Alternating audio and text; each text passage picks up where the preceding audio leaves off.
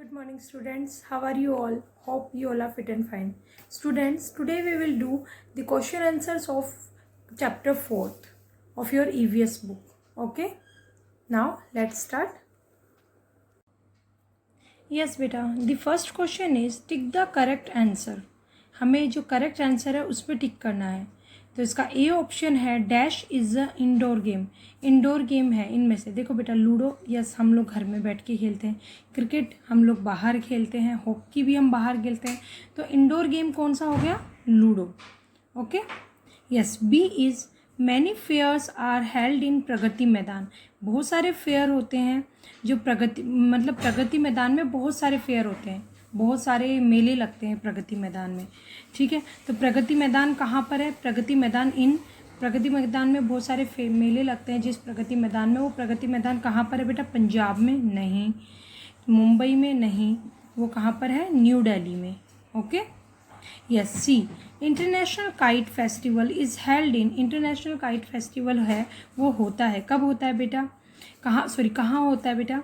दिल्ली में नहीं, दिल्ली में नहीं होता बेटा, वो होता है गुजरात में. जैसा कि अब मैंने आपको थोड़े दिन पहले जब ये चैप्टर पढ़ाया था तब मैंने बताया था कि इंटरनेशनल काइट फेस्टिवल जो होता है वो गुजरात में होता है. कब होता है? 14 जनवरी को. ठीक है. और बेटा हम लोग वैसे 15 अगस्त को भी इसको मनाते हैं. ठीक है. नॉर्मली अपन सब लोग 15 अगस्त को हम लोग काइट उड़ाते हैं. ठीक है. तो इंटरनेशनल काइट फेस्टिवल जो होता है गुजरात में होता है. कब होता है? 14 जनवरी को होता है. ठीक है. बी. यस बेटा, बी वाला जो है इसमें है फिल इन द ब्लैंक्स, मतलब कि ब्लैंक्स को फिल करना है. इसका ए ऑप्शन क्या है? Dash and dash are two famous Indian sportswomen. Yes बेटा, इंडियन स्पोर्ट्स वुमेन वैसे तो बेटा बहुत है, साइना नेहवाल है, साइना मिर्ज़ा है, मैरी कॉम है, बट हम लोगों ने दो का नाम लिखा है. जैसे मैरी कॉम जो बॉक्सर है, साइना मिर्ज़ा जो कि टेनिस प्लेयर है. ठीक है, यानी बैडमिंटन प्लेयर है, सॉरी, उनका, इन दोनों का हमने नाम लिखा है. ठीक है. Yes. Dash and dash C the games are played according to the rules. Yes. कौन है बेटा जो ये जज करता है कि गेम्स जो हैं वो रूल्स के अकॉर्डिंग प्ले किए जा रहे हैं. ठीक है. कौन? रेफरी और एम्पायर. बेटा एम्पायर नहीं होता क्रिकेट में, आपने देखा होगा, वो क्या बोल देता है जब कोई गलत गेम आती है, बॉल आती है सॉरी, या कोई आउट हो जाता है तो वही डिक्लेयर करता है ना कि कोई आउट हो गया, नहीं हुआ, इस टाइप से. तो रेफरी और एम्पायर जो हैं वो लोग देखते हैं कि रूल जो गेम्स है वो रूल के अकॉर्डिंग खेले जा रहे हैं या नहीं खेले जा रहे. ठीक है. Yes. Dash a circus is held in dash और an dash shaped close tent. एक सर्कस जो है वो बेटा कहाँ हेल्ड की जाती है? सर्कुलर, यानी एक गोल गोल टेंट में. ठीक है. और उस टेंट का शेप कैसा होता है बेटा? ओवल शेप का टेंट होता है जो कि बंद रहता है. ओके. यस बेटा. Number 3, circle the odd one out of each row. हर रो में बेटा एक ओड है. ओड मतलब बेटा जो उससे मैच नहीं करता, डिफरेंट है. ठीक है. उसको हमें सर्कल करना है. जैसे इंडोर गेम जो होता है बेटा, कौन से गेम होते हैं जो अंदर खेले जाते हैं, घर के अंदर. ठीक है. अब कैरम बोर्ड भी आप अंदर बैठ के खेलते होंगे. कैरम में ना जो बोर्ड होता है उस पर आप लोग अंदर बैठ के खेलते हो स्ट्राइकर वगैरह से. ठीक है. लूडो होता है बेटा, उसको भी आप बेड पे या नीचे ज़मीन में बैठ के आराम से खेलते हो, और उनके कुछ प्लेयर्स होते हैं छोटे छोटे जो गोटियाँ होते हैं उनके थ्रू. चेस भी आप अंदर बैठ के खेल सकते हो. इवन ऐसा नहीं है इन गेम्स को आप बाहर ले जाके नहीं खेल सकते, प्लेग्राउंड में भी इनको बैठ के खेल सकते हो, बट ये नॉर्मली अंदर खेलने वाले गेम्स हैं. लेकिन वॉलीबॉल आप अंदर नहीं खेल सकते घर में. किसी कमरे में बॉल लग गई, कुछ हो गई, ये हमेशा बाहर जो इसका प्लेग्राउंड है उसी में ही खेली जाती है. तो ये ओड हो गई ना, ये तीनों एक जैसे हो गए, ये तीनों अंदर खेलने वाली गेम हो गई, ये ओनली बाहर खेलने वाला. तो किनको सर्किल करना है? जो ओड है, जो डिफरेंट है इनसे.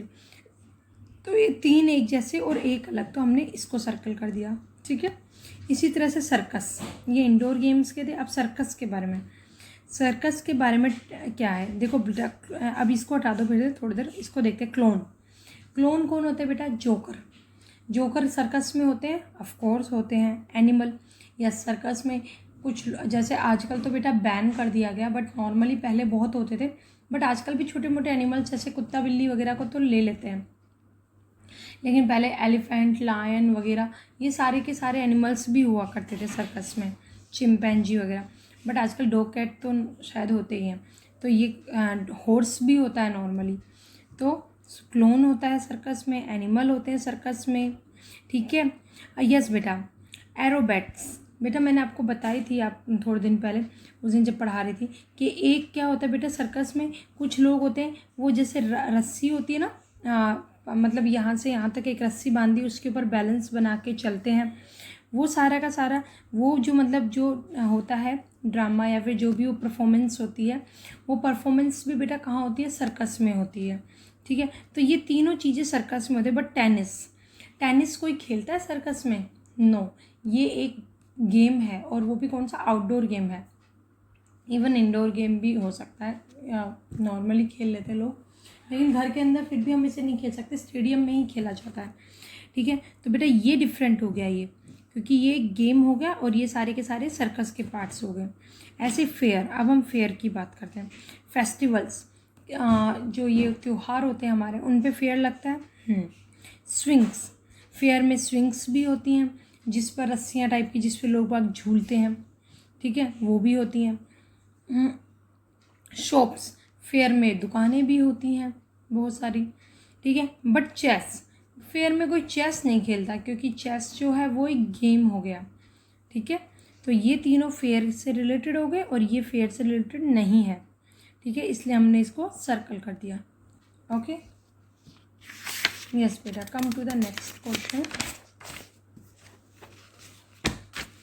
नेक्स्ट क्वेश्चन में क्या है बेटा, यहाँ पर कुछ क्वेश्चन आंसर्स दिए हुए हैं आप लोगों को, वो आपको करने हैं। जैसे क्वेश्चन नंबर 1 क्या है, why do we need to play games, हम लोग को गेम्स क्यों खेलने ज़रूरी है। बेटा गेम्स क्यों खेलने ज़रूरी है, हम लोग को गेम्स खेल के एक तो हम खुश होते हैं, सबसे बड़ी बात, हम लोग फ्रेश फील करते हैं, हम अच्छा फील करते हैं, ठीक है, हमारे माइंड को हम रिलैक्स दे पाते हैं। तो एक तो पहली बात तो ये होगी, हम मतलब खुश होने के लिए गेम। दूसरा, गेम बेटा मैंने बताया था एक एक्सरसाइज है, तो ठीक है, और एक्सरसाइज करने से हमारी बॉडी फिट रहती है, हम हेल्दी रहते हैं, तो गेम खेलने से हमारी बॉडी फिट और हेल्दी भी रहती है। तो इसका आंसर क्या होगा बेटा, the answer of this question is we need to play games to keep our self fit and our mind happy. हम लोग को गेम क्यों खेलते हैं, हम अपने आप को फिट रखने के लिए और हमारे माइंड को हैप्पी रखने के लिए। Okay okay, next question is बेटा what is fair play.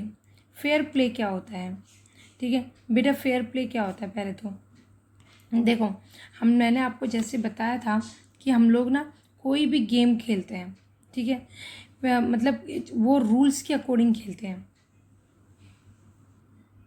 But कभी कभी क्या होता है कि दो टीम्स हैं, उनके बीच में आर्ग्यूमेंट्स हो जाते हैं, जैसे कि आप लोग भी खेलते होंगे, आप लोग कोई गेम खेल रहे हैं, ठीक है, हाँ पकड़म पकड़ाई है, कबड्डी, लाइक दिस टाइप से, और आपने बोला नहीं नहीं मेरा प्लेयर आउट नहीं है, दूसरा बोलता है नहीं नहीं आउट हो गया, इसने लाइन टच नहीं की। इस टाइप से बेटा आर्ग्यूमेंट्स हो जाते हैं, डिस्प्यूट्स हो जाते हैं।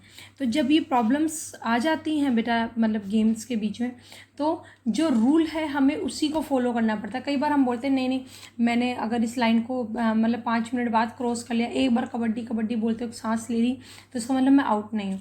लेकिन बेटा रूल क्या कहता है, आपको ब्रीथ नहीं लेनी, अगर आप एक बार भी रुक गए ब्रीथ लेने के लिए तो आप आउट कहलाते हो। तो फेयर प्ले क्या होता है बेटा, कि रूल्स के अकॉर्डिंग खेलना, ठीक है। जब डिस्प्यूट्स वगैरह हो जाए या कुछ प्रॉब्लम हो जाए तो हम लोग को उनको रूल्स को देखकर उनको फॉलो करना, ठीक है, और उसके अकॉर्डिंग गेम को कैरी ऑन करना। तो ये क्या कहलाता है, fair play. Fair play is playing as per the rules. Fair play क्या कहलाता है, रूल्स के अकॉर्डिंग खेलना। Sometimes there may be arguments, कभी कभी वहाँ पर आर्ग्यूमेंट्स हो जाते हैं, और डिफरेंसेस, कुछ डिफरेंसेस भी हो जाते हैं। ऑफ ओपिनियन, जो हमारे ओपिनियन होते हैं, हमारे ओपिनियन इट मीन्स टू से, जैसे कि हमारे जो सोच रहती है कि हमें ऐसे खेलना है, वैसे खेलना है, ये करना है, तो हमारे ओपिनियन में डिफरेंसेस भी हो जाते हैं। Because of which rules must be follow, मगर फिर भी क्योंकि हम लोग को रूल्स फॉलो करने पड़ते हैं, तो वो क्या कहलाता है, फेयर प्ले, यानी रूल्स के अकॉर्डिंग प्ले करना, that is called fair play. Okay, yes. Next question is name any 3 popular Indian games, ठीक है, सॉरी इंडियन फेयर्स, कि 3 कोई भी पॉपुलर इंडियन फेयर बताए। वैसे बेटा इंडियन फेयर अगर हम लोग देखें, देखो इन्होंने पीछे लिखा था कि वैसे इन्होंने 4-5 इंडियन मतलब के पॉपुलर जो फेयर्स हैं उनका नाम बताया था, ठीक है। जैसे कि पहले क्या था, सूरज कुंड क्राफ्ट मेला, ठीक है, वो जो सूरज कुंड में लगता है, हरियाणा में लगता है, ठीक है। प्रगति मैदान में जो मेला लगता है न्यू दिल्ली में, वो, ठीक है। उसके बाद सॉरी यार क्या हो रहा है, उसके बाद एलिफेंट मार्च जो केरला में होती है, ठीक है। नच्चीकुडी मेला, सॉरी नच्चीकुडी, नौचंदी मेला, नौचंदी मेला जो कि मेरठ में लगता है। वर्ल्ड बुक फेयर जो कि न्यू दिल्ली में लगता है। तो अब आपको जो शॉर्ट लगता है इनमें से वो लिख दो बेटा। मैंने आपके लिए जो चूज़ किए हैं वो किए हैं, बहुत ईजी हैं। सबसे पहला तो वर्ल्ड बुक फेयर जो न्यू दिल्ली में लगता है, तो वर्ल्ड बुक फेयर आप लोगों को जल्दी याद हो जाएगा। ग्रेट एलिफेंट मार्च जो कि केरला में होती है, एलिफेंट मार्च, ठीक है। वैसे बेटा हम लोग ले तो लेते लेकिन बाकी में भी इतना लंबा, जैसे world trade fair Pragati Maidan में, वो भी ले सकते हो, ठीक है। नौचंदी मेला मेरठ में। तो ये सारे अलग अलग टाइप के मेला ले लिए बेटा मैंने। जैसे कि बुक फेयर जो है वो बुक्स का मेला, जिसमें कि डिफरेंट टाइप की बुक्स होती हैं वो अवेलेबल होती हैं, और आप जो भी बुक आपको पसंद हो वो जाके आप ले सकते हो, ठीक है। उसके बाद अगर आप एलिफेंट मार्च के बारे में सोचोगे तो वो एलिफेंट मार्च मतलब हाथियों की मार्च होती है, वो भी अलग हो गए, दोनों अलग हो गए एक दूसरे से। नौचंदी मेला जो कि मतलब बेटा वैसा मेला होता है जो रंग बिरंगा सा होता है, जिसमें झूले और बाकी सब कुछ होता है, कपड़े वगैरह। इवन ये दशहरा पे लगता है, ठीक है, मेरठ में। तो ये हो गया। तो आप आपको जो अच्छे लगते हैं वो लिख सकते हैं, मैंने 3 लिखे हैं। Okay, yes, come to the next question. Yes बेटा, नेक्स्ट क्वेश्चन क्या है, how do you define the term circus. ये जो सर्कस है, मतलब कि सर्कस क्या होता है, इसको डिफाइन करना है, इसको आपको एक्सप्लेन करना है कि सर्कस क्या होती है।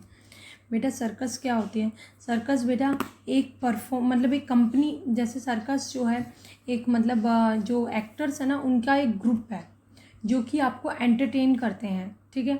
डिफरेंट टाइप की परफॉर्मेंस आपके सामने परफॉर्म करते हैं और आपको एंटरटेनमेंट करते हैं। एंड उनका जो मेन एम होता है, मेन उद्देश्य होता है, वही होता है आपको एंटरटेन करना, ठीक है।